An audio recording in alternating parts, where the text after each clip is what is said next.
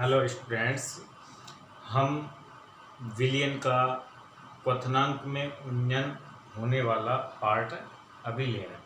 पिछले लेक्चर के अंदर मैंने आपको बताया था कि क्वथनांक में उन्नयन की गणना कैसे की जाती है। उसके लिए मैंने एक मैथमेटिकली आपको समीकरण प्रोवाइड की थी। और क्वथनांक में उन्नयन अगर हमें प्रश्न में दिया गया हो तो विलेय का मोलर द्रव्यमान कैसे ज्ञात किया जाता है, ये कैसे कैलकुलेट होता है, इसे हम इन दो एग्जाम्पल्स के माध्यम से समझेंगे। ये दो एग्जाम्पल एनसीईआरटी के उदाहरण नंबर 2.7 और 2.8 है। क्लियर? तो हम इनको क्लियर करते हैं। एक स्टूडेंट के द्वारा पूछे भी गए हैं। तो 2.7 जो उदाहरण है उसके अंदर ये बोला गया है कि एक पात्र में 18 ग्राम ग्लूकोज, और ग्लूकोज क्या हो गया भाई? अवाष्पशील विलेय। तो और हम जानते हैं कि थ्योरी में हमने पढ़ा था कि जब भी किसी विलायक के अंदर अवाष्पशील विलेय मिला दिया जाता है तो विलयन के वाष्प दाब में कमी होती है, और वाष्प दाब में जितनी कमी होती है क्वथनांक में उतनी ही वृद्धि होती है। क्योंकि मैंने आपको बताया था कि क्वथनांक में होने वाली वृद्धि वाष्प दाब में अवनमन के समानुपाती है और एक अनुसंख्य गुणधर्म में। तो हमने कितना मिलाया है? 18 ग्राम। तो वाष्प दाब में कमी होगी, जल के वाष्प दाब में से कमी होगी। और अब यूँ पूछा है कि जब क्वथनांक में उन्नयन होगा तो अब ये किस ताप पर उबलेगा। जनरली जल कितने ताप पर उबलता है? 100 डिग्री सेंटीग्रेड पर। लेकिन अब ये 100 डिग्री सेंटीग्रेड पर उबलने वाला तो है नहीं, क्योंकि अब हो चुका है ये विलयन, और विलयन उच्च ताप पर उबलेगा, कुछ उच्च ताप पर। तो मैंने आपको ये बताया कि भाई विलयन का क्वथनांक बढ़ जाता है। पिछले टॉपिक में थ्योरेटिकली हमने ये ही समझा था कि बढ़ जाता है, लेकिन आंकिक प्रश्नों में हम ये भी सीखेंगे कि बढ़कर कितना हो जाता है। तो उसके लिए मैंने आपको समीकरण दी थी, टी एस यानी विलयन का क्वथनांक माइनस टी वी नॉट यानी शुद्ध विलायक का क्वथनांक, और ये पूरा हो जाता है क्वथनांक में उन्नयन, जो कि समीकरण थी के बी इंटू मोललता। अब मोललता हमको डायरेक्ट प्रश्न देता तो हम दो मोललता लिख लेते। हमको प्रश्न ने मोललता दी नहीं है, इसलिए हम मोल डब्ल्यू बटा एम डब्ल्यू बटे विलायक का भार, अगर किलोग्राम में है तो ये वाला फॉर्मूला ले, और ग्राम में होता तो हम यहाँ ग्राम में लिखते, तो यहाँ 1000 से गुणा कर देते। अब प्रश्न ने हमको विलयन किस ताप पर उबलेगा यानी टीएस पूछा है, तो टीवी को उधर ले जाए तो टीवी नॉट इधर आ गया, प्लस के बी का मान कितना दे रखा है प्रश्न ने? 0.52। डब्ल्यू कितने ग्राम बोला है? 18 ग्राम। एम डब्ल्यू ग्लूकोज का अनुभार कितना होता है? 180। विलायक का भार कितना दे रखा है? 1 किलो। किलो में ही दे रखा है, इसलिए 1000 से गुणा नहीं करेंगे। और शुद्ध जल का क्वथनांक होता है टीवी नॉट, ये कितना है? 100 डिग्री सेंटीग्रेड। अगर केल्विन में लेते हो तो 300, 273 जोड़ो यानी 373, और ये 18 से 18 कट गया, 10 का भाग इसमें दोगे तो 0.052, यानी जल अब ये विलयन कितना क्वथनांक में उन्नयन हुआ? 0.052। तो 100 पे तो जल उबलता ही है, इतना बढ़ के विलयन उबलेगा, यानी 100.052 डिग्री सेंटीग्रेड पर अब यह विलयन उबलना स्टार्ट कर दिया। ठीक है? तो देखो, अगर हमें कोई भी अवाष्पशील विलय दिया हो तो क्वथनांक में होने वाला उन्नयन, तो उन्नयन पूछता तो ये, और विलयन कितने पर उबलेगा तो ऐड कर दिया। समझ गए? सेकंड प्रॉब्लम पे आते हैं। बेंजीन का क्वथनांक कितना दे रखा है? जैसे जल का तो सबको पता होता है, इसलिए इसमें जल का क्वथनांक देना आवश्यक नहीं समझा प्रश्न में, लेकिन इसमें बेंजीन का जनरली सबको पता नहीं होता, इसलिए ऑलरेडी दिया है कि भाई विलायक कितने ताप पर उबलता है? 353.23 केल्विन पर। ठीक है? 180 ग्राम, जैसे इसमें 18 ग्राम था तो इसमें कितना है 180 ग्राम अवाष्पशील विलेय को 90 की जगह यहाँ 1 किलोग्राम दे रखा है तो यहाँ दे रखा है 90 ग्राम लेंगे। ग्राम में घोलने पर विलयन का क्वथनांक इतना हो जाता है। देखो इससे ये बढ़ गया ना, तो बढ़कर इतना हो जाता है। अब ये पूछा है विलेय के मोलर द्रव्यमान की गणना करो। तो अब हमको क्वथनांक में उंजन अगर पता हो तो मोलर द्रव्यमान की गणना भी की जा सकती है। कैसे करेंगे, वही समीकरण लगेगी। तो TS माइनस TB0 बराबर KB इंटू W, 1000 इसलिए कर रहा हूँ इस बार विलायक का भार ग्राम में है, MW इंटू विलायक का भार इस बार किस में दिया है, ग्राम में। अब हमको कैलकुलेट क्या करना है, विलेय के मोलर द्रव्यमान की गणना करो। तो विलेय का मोलर द्रव्यमान यानी हमको MW कैलकुलेट करना है। तो KB में किसका भाग दे दिया जाए, TS माइनस TB0 का। फिर MW निकालना है, KBW ऊपर, 1000 ऊपर, नीचे क्या रहेगा W ग्राम में। MW की गणना हो जाएगी। सारे मान पुट कर देता हूँ प्रश्न से कि भाई MW विलेय का मोलर द्रव्यमान पूछा है 353। पहले KB का मान कितना दे रखा है 2.53 लिख लिया। कितना विलेय बोला है 1.80 ग्राम इंटू 1000 बटे TS कितना है, विलियन कितने पर उबलता है 354.11 पे, माइनस शुद्ध जल कितने पे उबलता है 353.23 पे, इंटू कितने विलायक में बोला है 90 ग्राम। इस सबको अगर हम कैलकुलेट कर लेते हैं तो हमें विलेय का मोलर द्रव्यमान पता लग जाएगा। ठीक है, तो ये दोनों प्रश्न है, ये उदाहरण है, क्योंकि उदाहरण आ सकते भी हैं इसलिए आप इनको एक दो बार खुद से सॉल्व करने की कोशिश करें। तो इसमें से घटा लेता हूँ मैं, 11 में से 3 गए तो 8,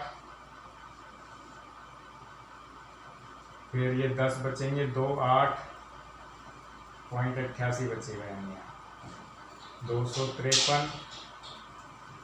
ये 0 से ये 0 कट गई, 180 से 180 हो गए, 180 में 9 का भाग देंगे तो ऊपर आएगा 9, 180 9 दूनी कर 20 बार, फिर नीचे आएगा बस कुछ नहीं बचा, 9 भी कट गया ना इससे। अब हम इसको सोल्व कर लेते हैं। ये कट गया आपके 0.44, 10 से इसको गुणा करेंगे 25.3 में 0.44 का भाग दे दोगे तो लगभग आएगा ये 58। ठीक है, सॉल्व करके देखना। तो ये आपके क्वथनांक में उंजन पर आधारित आंकिक प्रश्न थे जो हमने लिए। अब हम अपने नेक्स्ट टॉपिक की ओर बढ़ते हैं, जो कि हमारा है अगला। देखो, एक हमने अनुसंग गुणधर्म 4 पढ़ने हमको, जिसमें पहला अनुसंग गुणधर्म था वाष्प दाब में अवनमन, फिर दूसरा था क्वथनांक में उंजन, और तीसरा है अब हमारा हिमांक में अवनमन। समझिए, हिमांक में अवनमन,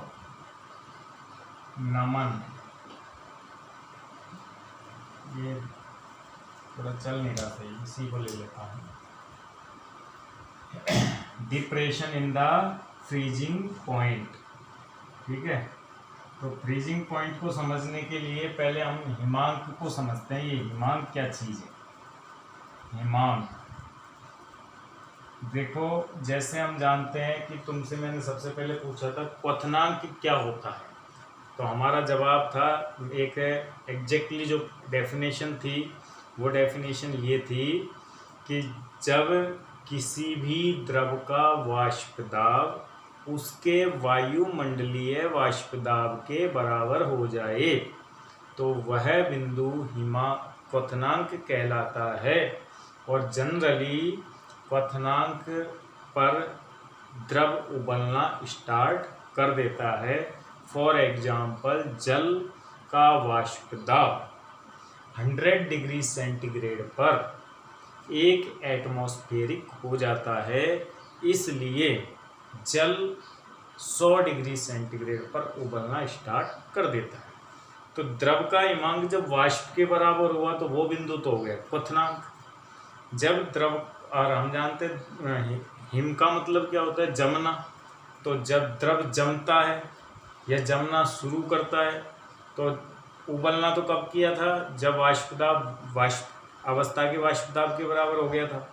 तो जमना कब शुरू करेगा, जब द्रव का वाष्प दाब ठोस अवस्था के वाष्प दाब के बराबर हो जाए, क्योंकि जमने में द्रव ठोस बनने वाला है, उबलने में द्रव वाष्प बदलने वाला है। तो वही परिभाषा यहाँ हम कंसीडर कर लेते हैं कि जब किसी द्रव का वाष्प दाब उसकी ठोस अवस्था के बराबर हो जाए तो वो हिमांक कहलाता है। जब किसी द्रव का वाष्प दाब उस द्रव की ठोस अवस्था के बराबर हो जाता है तो ताप का वह बिंदु ही द्रव का हिमांक बिंदु कहलाता है। ये आपकी डेफिनेशन हो गई। जब किसी द्रव का वाष्प दाब उस द्रव की ठोस अवस्था के वाष्प दाब के बराबर, जैसे फॉर एग्जाम्पल, जैसे 0 डिग्री सेंटीग्रेड पर जल का वाष्प दाब बर्फ के वाष्प दाब के बराबर हो जाता है,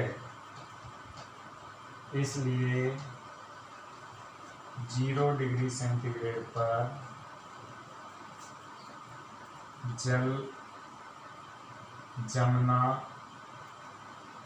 या हिमकृत होना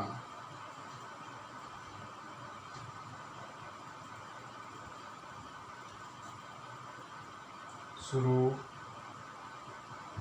कर देता है। ठीक है, इसको ग्राफिकली कैसे समझे, देखिए मैंने बताया था आपको, अगर हम वाष्प दाब और ताप के मध्य ग्राफ खींचे तो यहाँ मैं मान लेता हूँ जल का, इस जगह तक जल की ठोस अवस्था है। ठीक है,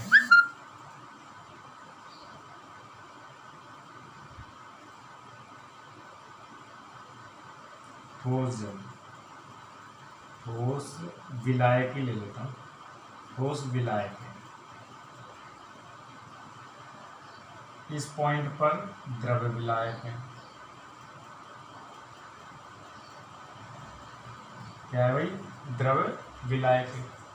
तो ये वाला जो पॉइंट है वो ऐसा पॉइंट है जिस पर द्रव और ठोस अवस्था के वाष्प दाब एग्जैक्टली बराबर है। तो हम इस ताप को ही क्या बोलेंगे? परिभाषा के अनुसार इस ताप पर दोनों के बराबर हो गए ना, तो यही द्रव का हिमांक बिंदु कहलाएगा।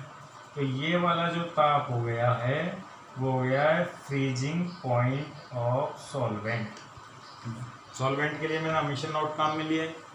तो यानी मैं यूँ कह सकता हूँ कि ये ताप वह ताप है जबकि द्रव विलायक और ठोस विलायक के वाष्प दाब एग्जैक्टली बराबर हैं।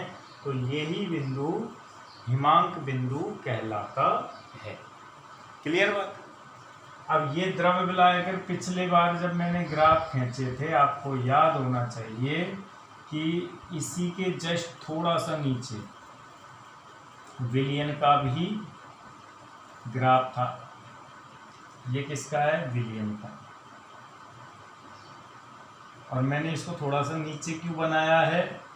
मैंने इसको थोड़ा सा नीचे इसलिए भी बनाया है क्योंकि किसी प्रत्येक ताप पर हम देखते हैं, प्रत्येक ताप पर, यानी ये ताप का ये बिंदु पकड़ लिया मैंने, इस ताप पर इसको आगे मिलाओ, ये मिला दिया, ये यहाँ मिला। विलायक का तो वाष्प दाब है ये वाला, है ना, और इसी ताप पर विलियन का वाष्प दाब है कम। और हमने पहले ही पढ़ा है कि भाई विलियन का वाष्प दाब कम होता है। एक ही ताप पर विलायक की तुलना में विलियन का वाष्प दाब कम होता है। तो है, दिख रहा है हमको। अब हम जानते हैं कि भाई विलियन में विलय तो थोड़ा सा ही होता है ना, और विलियन कब जमेगा? तो विलियन भी तब जमेगा जब विलायक, मतलब विलियन ठोस, विलियन जब जमता है जब विलियन का वाष्प दाब ही विलायक की ठोस अवस्था के वाष्प दाब के बराबर हो जाए। तो यानी अगर हम यूँ कहें इस graph co dot dot dot करके आगे बढ़ाया जाए तो ये यहाँ टच कर गया स्लोप के अकॉर्डिंग, कर गया कि नहीं कर गया? तो अब ये इस जगह पे हम देख रहे हैं कि विलियन का वाष्प दाब भी ठोस विलायक के वाष्प दाब के बराबर हो चुका है। यानी ये वाला कौन सा पॉइंट आ गया? जिस पर विलियन भी जमना शुरू कर देगा कि नहीं? अब हम देख रहे हैं कि भाई शुद्ध जल तो इस ताप पर जमा और विलियन इस ताप पर जमा, तो विलियन का ताप क्या हुआ? कम हुआ ना। तो जैसे ही हम विलियन में विलायक में विलय मिलाएंगे, पहली बात तो विलियन का वाष्प दाब कम हो जाएगा, और विलियन का वाष्प दाब कम हो जाएगा तो अब विलियन का हिमांक भी कम हो जाएगा। तो विलियन क्या होता है? शुद्ध विलायक से कम ताप पर जमना शुरू करता है। फॉर एग्जाम्पल, जल कितने डिग्री पर जमता है बेटा? 0 डिग्री सेंटीग्रेड पर। लेकिन जल में नमक मिला देंगे तो अब वो कितने पर जमेगा? माइनस में। आइसक्रीम में आइसक्रीम होती है, दूध जमता है, लेकिन दूध तो जम जाता है जनरली कम ताप पे, लेकिन आइसक्रीम फ्रीज में जमती है। यानी आइसक्रीम में विलय मिला हुआ है, नमक भी मिला हुआ है, ठीक है। तो आइसक्रीम कहाँ जमी? और भी माइनस डिग्री सेंटीग्रेड पर। पानी 0 पे जमता है, लेकिन नमक वाला पानी माइनस डिग्री सेंटीग्रेड पर जमता है। तो इसका ये मतलब आ गया कि भाई विलियन, पहले तो विलियन का हिमांक क्या होता है उसकी डेफिनेशन हम लिख लेते हैं। तो ये तो थी किसकी? हिमांक की। अब हम अपनी अगली डेफिनेशन पे आते हैं, और वो डेफिनेशन है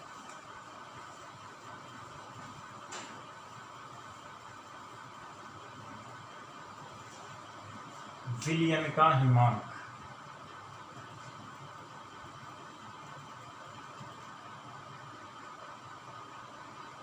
विलयन का हिमांक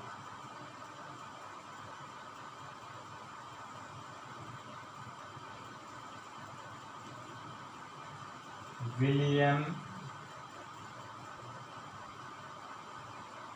का हिमांक ताप का वह बिंदु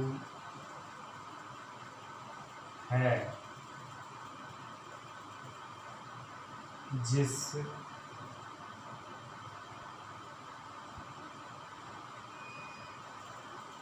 पर विलयन का वाष्प दाब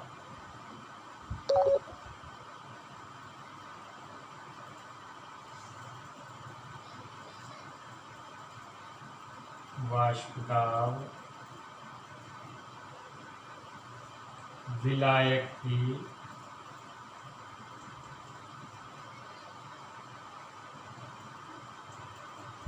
ठोस अवस्था के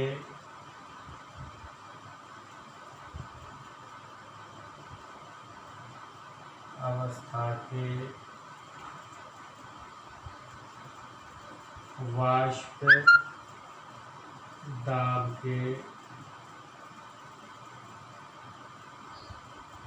बराबर हो जाता है। देख लीजिए, विलयन का हिमांक ताप का वो बिंदु है जिस पर विलयन का वाष्प दाब ठोस अवस्था के वाष्प दाब के बराबर हो गया, जिसके बराबर हो जाता है, अर्थात टीएस ही तो है, देख लो टीएस। और साधारणतः विलयन का हिमांक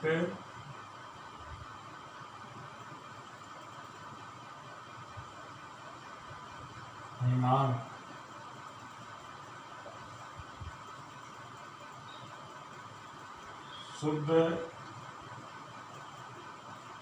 विलायक जिसमें वो विलयन बना हुआ है, शुद्ध विलायक के हिमांक की तुलना में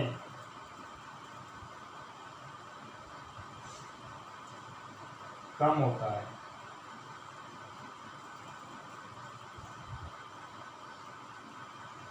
अर्थात मैं कह सकता हूं ग्राफ से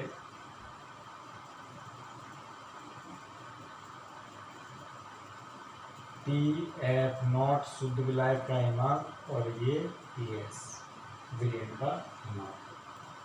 क्लियर? ये बात आपकी क्लियर हो गई।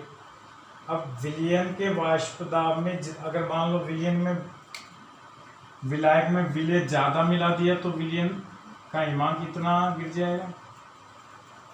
अब ये यहाँ जाके ठोस अवस्था के वाष्प दाब के बराबर है, तो इस विलयन का हिमांक और भी कम हो गया। तो यानी विलयन का हिमांक में कमी उसके वाष्प दाब में कमी के समानुपाती होगी। इसका मतलब ये है कि वाष्प दाब में जितनी ज़्यादा कमी होती जाएगी, विलयन के हिमांक में भी उतनी ही ज़्यादा कमी होती जाएगी। तो ये वापस पुनः क्लियर हो गया कि विलयन का हिमांक भी एक अणुसंख्य गुणधर्म है, क्योंकि वो भी वाष्प दाब में अवनमन के समानुपाती होता है। इसलिए ये भी प्रूव हो गया। तो ये हम प्रूव लिख लेते हैं। मिटा देना चाहिए इसको।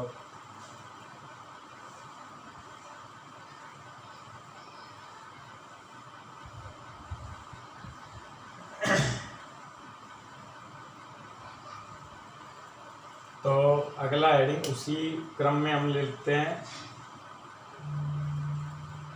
विलयन के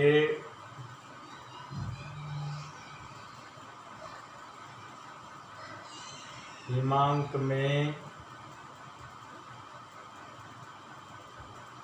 अवनमन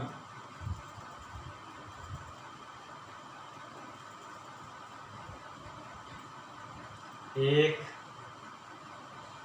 अणु संख्य गुणधर्म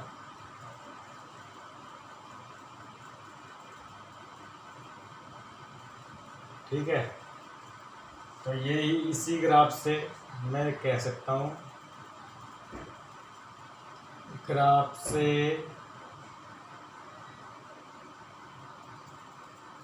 स्पष्ट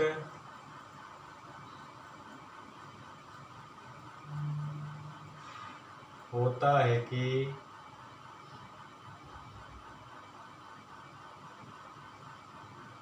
विलयन के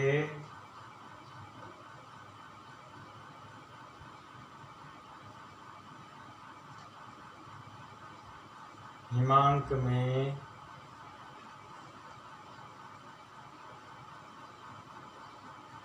अवनमन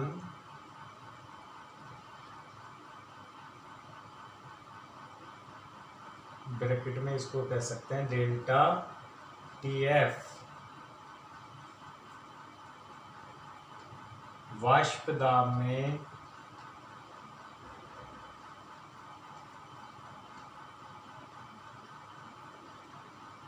अवनमन के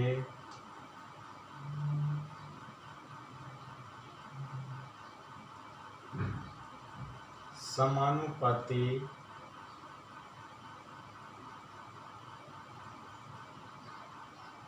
है, अतः वाष्प दाब में अवनमन की भांति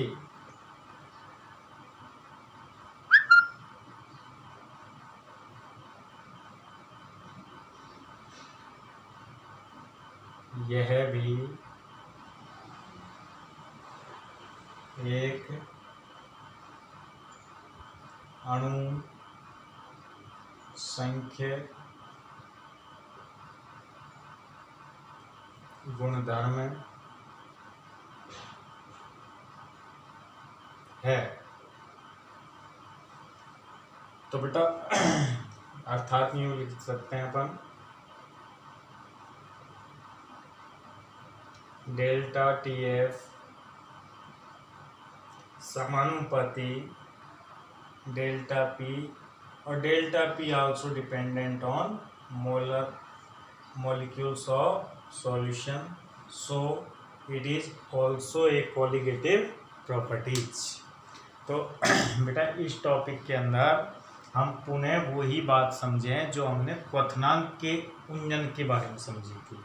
क्वथनांक विलय मिलाने से क्वथनांक तो बढ़ता है लेकिन हिमांक घटता है, लेकिन दोनों एक जैसे ही, जितना वो बढ़ता है उतना ही ये घटता है, एक जैसे ही चलते हैं। तो इस टॉपिक के बाद नेक्स्ट टॉपिक के अंदर अब हम ये भी समझेंगे कि भाई हिमांक में अवनमन के आंकिक प्रश्न किस तरह से किया जाता है, कितना विलय मिलाएं तो हिमांक कितना गिर जाएगा। तो ये प्रश्नों को नेक्स्ट टॉपिक में हम शामिल करेंगे।